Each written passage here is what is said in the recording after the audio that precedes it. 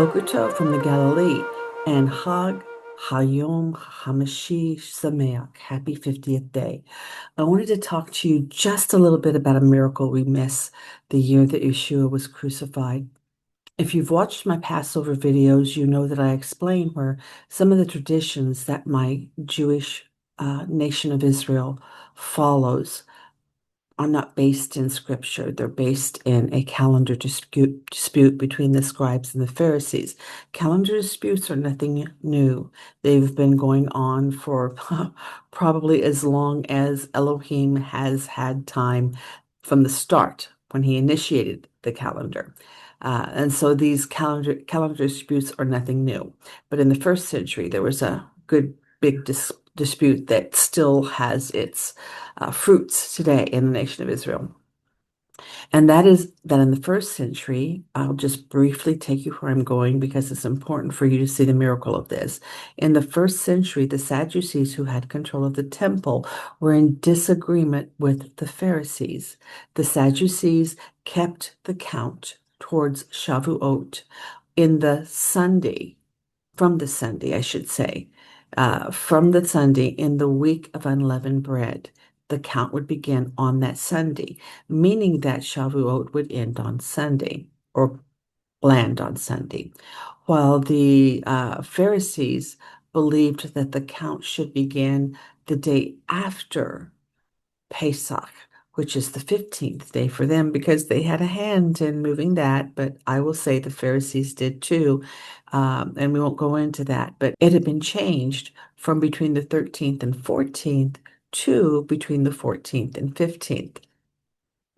And so they wanted that count to begin on the 16th day, the Sadducees.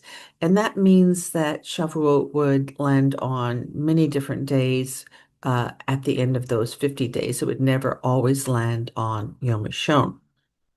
Well, the miracle that happened in the first century is that all three, and I count three, the calendar that Yeshua kept, the calendar that the Sadducees kept, because they were keeping a 15th, 14th, 15th Passover, the calendar that the Pharisees kept, all converged on Wave Sheaf Day.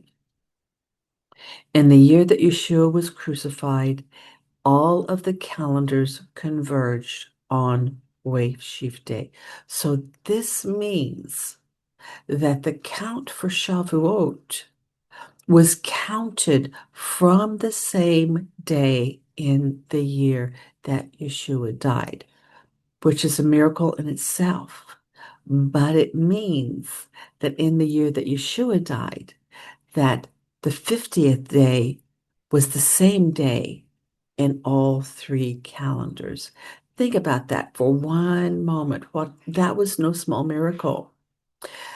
The Father had caused a convergence in three calendars to display his Son to the world. None of them would have been surprised that the disciples were in the temple on that 50th day, on that Yom Rishon, because they were all counting 50. And the world, as Acts chapter 2, had come up to Jerusalem.